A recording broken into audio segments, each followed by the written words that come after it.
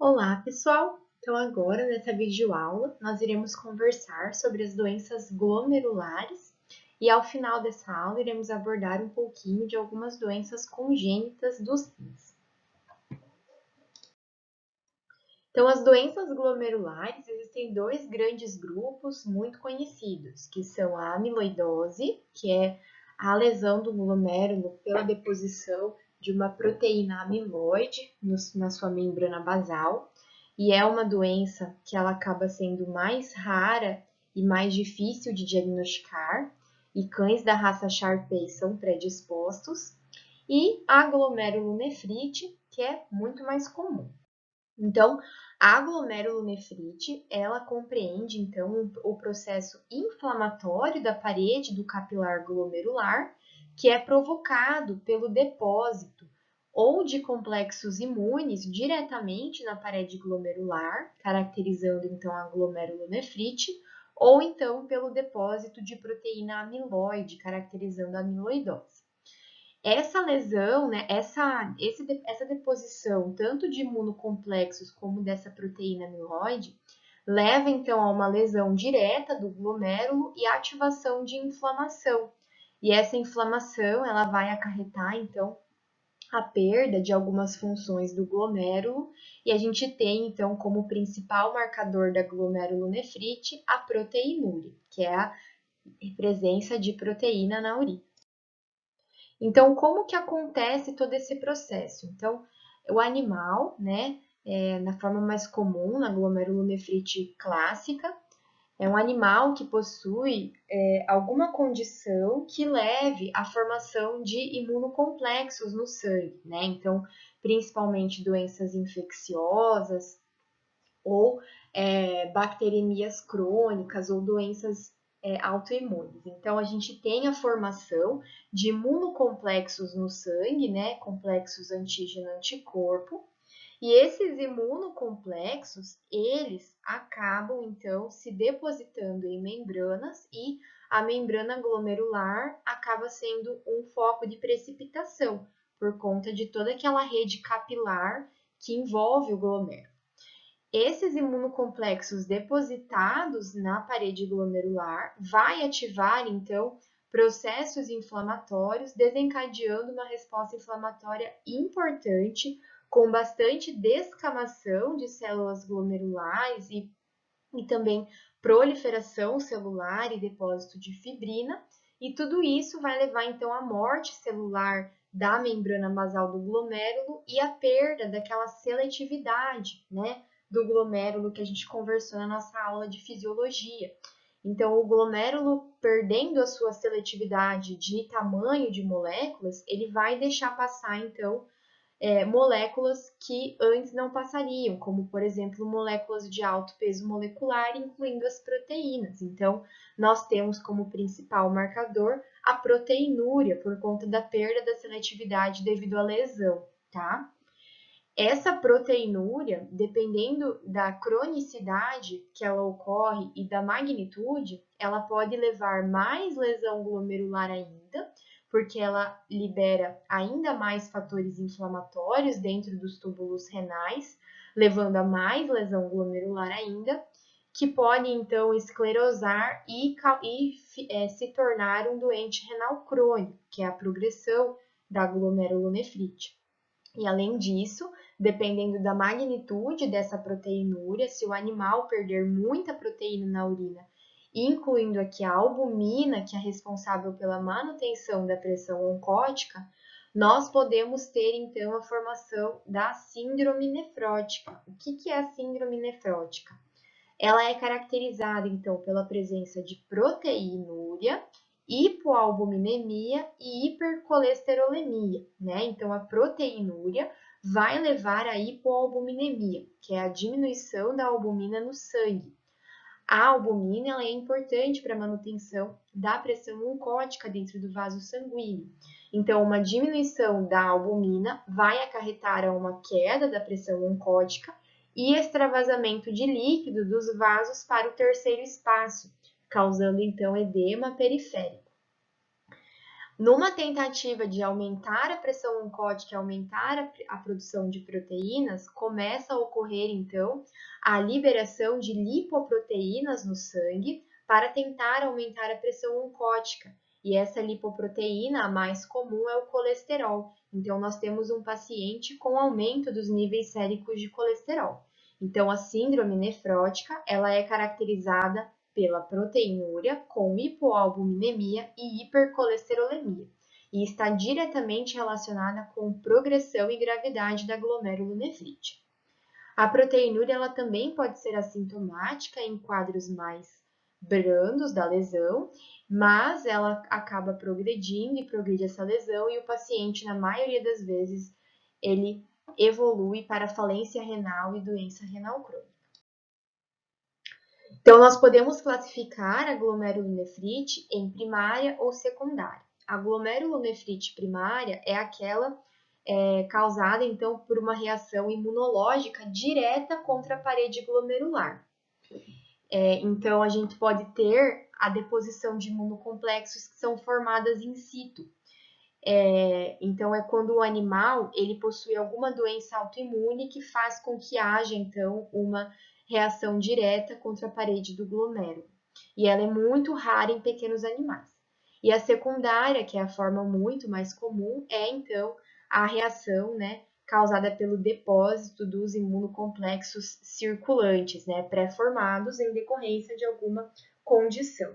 E quais seriam, então, essas causas, essas condições que geram essa deposição exacerbada de imunocomplexos na parede glomerular? Então, em cães, eu listei aqui as principais causas, né, que incluem doenças infecciosas, como a hepatite infecciosa canina, a endocardite bacteriana, brucelose, dirofilariose, ehrlichiose e leishmaniose, que são duas doenças infecciosas muito comuns na rotina e que podem muitas vezes cursar com doença renal crônica devido à glomerulonefrite.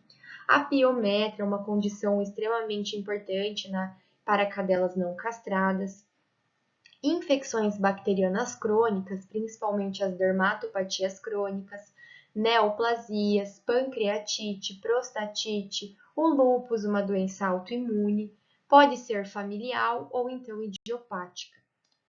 E em gatos também temos doenças infecciosas, como a FIV e a FeLV e a peritonite infecciosa felina, devido à estimulação imune importante que essas doenças causam, neoplasias, pancreatite, dermatopatias crônicas, lúpus familiar e idiopática. E como que nós fazemos o diagnóstico da glomerulonefrite? Então, é importantíssimo nós investigarmos a causa de base, né? Então, sabendo que a glomerulonefrite é causada pela deposição de anticorpos na parede glomerular, precisamos investigar essa causa de base, né? Principalmente para controlar a progressão dessa doença o mais rápido possível. Os achados de bioquímica sérica incluem a hipoalbuminemia e hipercolesterolemia, quando o paciente já tiver, então, associado síndrome nefrótica. E se o paciente já estiver desenvolvendo doença renal crônica, nós teremos, então, a presença de azotemia, que é o aumento dos níveis séricos de ureia e creatinina, hiperfosfatemia, o aumento do fósforo, acidose metabólica e anemia regenerativa, né? A gente vai conversar na nossa aula de doença renal crônica o porquê que ocorrem essas alterações na doença renal crônica. A urinálise é um exame importantíssimo para pacientes com glomerulonefrite, porque é pela urinálise que nós iremos visualizar, então, o principal marcador da doença, que é a proteinúria, tá? Essa proteinúria, ela pode ser facilmente visualizada através da fita de urina, né? O exame da fita, que é muito comum, ou então através da relação proteína-creatinina urinária, tá? Que é a mais importante, mais fidedigna para se realizar em pacientes com proteinúria. É importante que a gente realize, então, esses 3 exames, né, 3 UPCs com intervalos de 15 dias entre eles, porque a gente pode ter, em algumas ocasiões, proteinúria através da urina em situações normais, como, por exemplo, animais devido ao exercício, né? E a excreção de proteínas e aminoácidos que são menores lá pelos túbulos renais. Então, é importante que a gente realize esses exames seriados para confirmar se essa proteinúria é realmente renal ou ela é fisiológica. E também, então, para diferenciar de pré ou pós-renal, né? Então, pré-renal, como por exemplo, exercício intenso, desidratação, ou pós-renal, então, por obstruções. Então, ainda durante a urinálise, podemos realizar o exame de sedimentoscopia, né, visualização de sedimentos na urina. No caso da glomerulonefrite, eles podem estar ausentes ou presença de cilindros hialinos ou granulosos, que são cilindros com a presença de células envolvendo proteínas, né, partículas de proteínas. Microalbuminúria, devido à passagem de albumina pelos glomérulos, e a densidade urinária ela vai estar normal ou baixa se já tiver doença renal crônica. O diagnóstico definitivo da glomerulonefrite é somente através da biópsia renal. Então, durante a histopatologia, com a coloração de vermelho Congo, é possível visualizar, então, a lesão, a necrose da parede da membrana basal do glomérulo e ainda, em algumas situações, como com imunofluorescência, pode-se visualizar até mesmo os depósitos de imunocomplexos na parede do glomérulo. E a biópsia, ela é um exame importantíssimo para a gente diferenciar, então, da amiloidose, tá? Então, na suspeita, para confirmar, é somente com biópsia renal. Para a gente avaliar a magnitude dessa proteinúria, né, e conseguir, então, chegar ao estadiamento dessa doença e um prognóstico, existe uma tabela, né? Então, o PC normal em cães acima de 0,2, em gatos também. Valores entre 0,2 e 0,5 em cães e 0,2 e 0,4 em gatos são considerados limítrofes, deve-se acompanhar e investigar. E cães com UPC acima de 0,5 e gatos acima de 0,4, a gente confirma, então, a proteinúria renal. Lembrando que esses valores são confirmados em 3 exames, com intervalos de 15 dias entre eles. E qual que seria a progressão, então, dessa proteinúria e da doença? Então, os animais, eles podem variar tanto de assintomáticos, né, sem sintomatologia e ser um achado de exames, ou até mesmo sinais clínicos mais brandos, né, como, por exemplo, má qualidade do pelame, perda de peso, letargia, hiporexia devido à baixa de aminoácidos e proteínas, ou até mesmo pacientes já em síndrome nefrótica, né, com presença de ascites e edemas devido à hipoalbuminemia, né, então edemas periféricos, ascite, hidrotórax, com a associação, então, de hipoalbuminemia com hipercolesterolemia e proteinúria. E a progressão então, para a insuficiência renal, quando a gente já tem, então, um comprometimento tubular adicional e redução da taxa da filtração glomerular por conta dessa lesão do glomérulo. Então, essa é a progressão da doença, por isso que é importante a gente realizar investigar uma causa base para conseguir, então, iniciar o tratamento quanto antes e evitar essa progressão. As complicações da glomerulonefrite incluem, então, hiperlipidemia, né? Então, por conta daquela formação da liberação de lipoproteínas no sangue, como o colesterol, numa tentativa de aumentar a pressão oncótica. Esse animal, ele na maioria das vezes, muito comumente, ele vai evoluir para hipertensão arterial sistêmica, né? E por quê? Então, essa proteidúria constante, ela vai causar, então, o aumento da pressão lá no glomérulo, né? Então, imagine que está passando moléculas grandes pelo glomérulo, então a gente vai ter, então, consequentemente, um aumento da pressão sanguínea intraglomerular. E esse aumento dessa pressão sanguínea e a presença da proteína vai lesionar o túbulo, que vai, então, parar, né, de realizar suas funções de absorção de minerais e vai começar a reter o sódio dentro do túbulo. O sódio retido, ele vai levar, então, à ativação do sistema renina-angiotensina-aldosterona, que vai levar à hipertensão arterial sistêmica, e isso acaba se tornando crônico. Então, é comum a gente encontrar animais hipertensos com glomerulopatias, por isso que é importante mensurar a pressão arterial desses pacientes. E, além disso, esses pacientes eles podem ter hipercoagulabilidade, então não é incomum encontrar pacientes com glomerulonefrite apresentando trombocitose nos exames. E isso acontece porque durante a proteinúria, também é excretada a proteína antitrombina 3, que ela é responsável por realizar, então, o controle da coagulação, tá? Então, quando essa antitrombina ela é facilmente excretada na urina devido à proteinúria, a gente não tem mais esse controle e a gente tem, então, riscos de tromboembolismos devido ao aumento dessa coagulabilidade no sangue. O tratamento da glomerulonefrite, então, o tratamento de base é o tratamento da causa primária. Então, é importante a gente investigar a presença de alguma doença e realizar o tratamento, né? Então, no caso da piometra, a cirurgia, no caso das dermatopatias, o tratamento adequado, assim como das doenças infecciosas. No caso da proteinúria persistente, mesmo após o tratamento da causa primária, a gente tem que, então, realizar um tratamento, porque essa proteinúria ela vai causar mais e mais lesão no glomérulo e nos túbulos. Então, a gente realiza o tratamento através de terapias antihipertensivas. Então, inibidores da ECA são primeira escolha para cães, né? Então, a gente tem tanto o benazepril como o enalapril que podem ser utilizados. E para gatos, a primeira escolha são os bloqueadores de canal de cálcio, que incluem então a amlodipina. E em cães, ela é segunda escolha, né, em associação com os inibidores da ECA quando eles não resolvem. Então, é importantíssimo você realizar o controle da pressão arterial do seu paciente, né, e o controle da proteinúria após a instituição da terapia antihipertensiva. A tendência é que reduza essa proteinúria, e você tenha, então, uma menor progressão da doença e uma maior expectativa de vida nesses pacientes.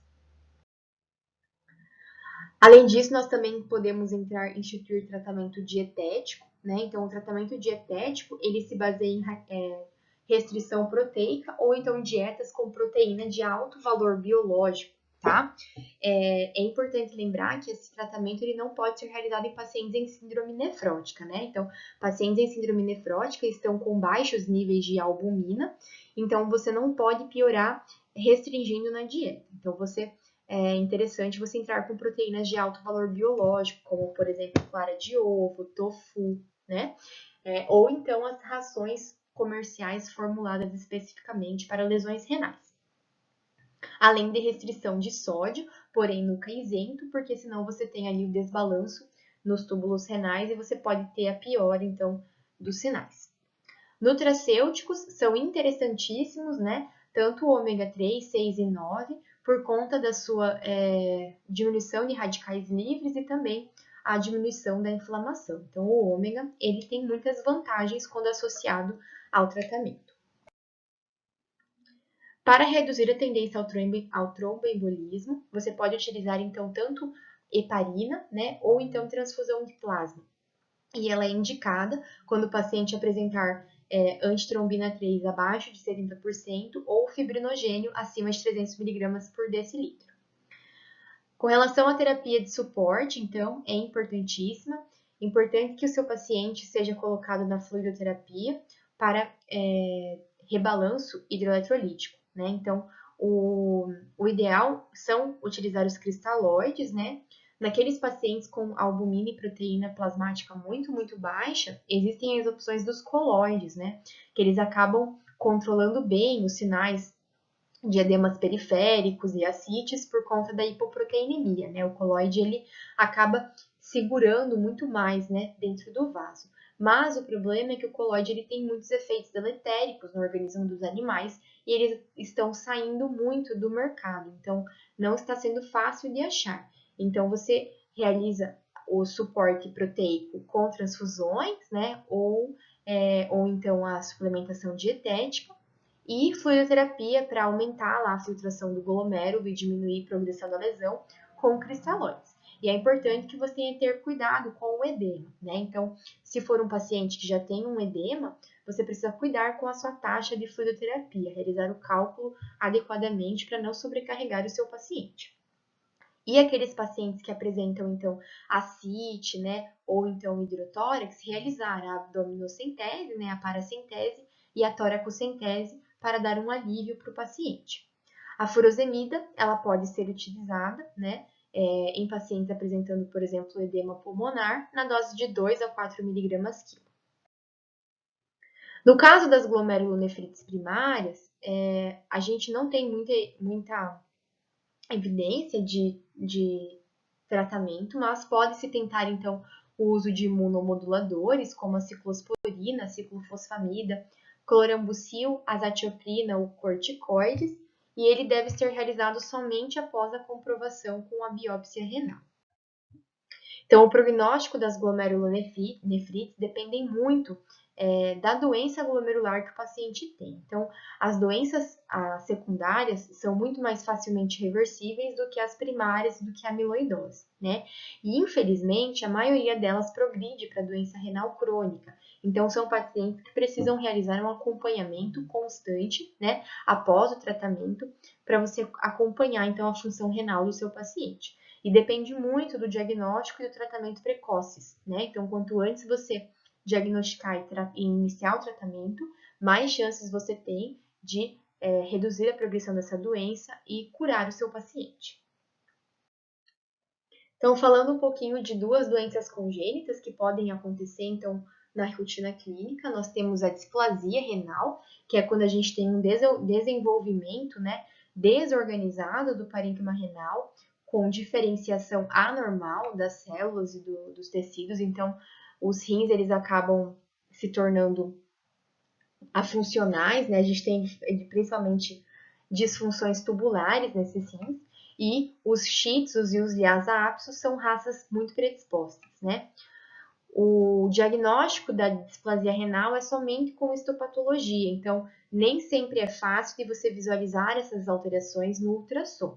Ele pode sugerir, então você pode ter ali alterações da arquitetura renal ou então do tamanho renal, mas ele não é um exame sensível para dar o diagnóstico. Então, para o diagnóstico somente com histopatologia. Então, pacientes que são jovens, né, dessas raças predispostas, que bem jovenzinhos já estão apresentando lesões e sinais clínicos relacionados com doença renal, é importante que você tenha esse diferencial como um diagnóstico diferencial. E com relação à doença renal policística, né, que é a doença que ocorre pela presença de 3 ou mais cistos no parênquima renal, né, de cada rim, ela é muito comum em raças de gatos persas ou gatos de pelo longo, tá? Esses cistos, eles podem estar distribuídos em rins e também em fígado, tá?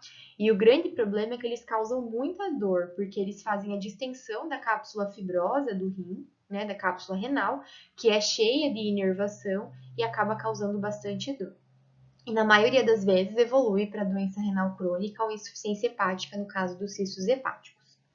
E ela é caracterizada por uma deficiência genética, então uma característica autossômica dominante pela presença do gene PKD1, que é comum então em gatos da raça persa ou de pelo longo. Então é importante que, se você evidenciar doença policística em gatos dessa raça, você precisa tirar eles de cruzamento, né, da reprodução, para evitar que passe para seus filhos, né? E o ultrassom ele consegue detectar a partir de 8 semanas de vida. Então, é importante investigar, principalmente em gatos persas ou de pelo longo, que são para reprodução. Então, era isso. Muito obrigada e até a próxima aula.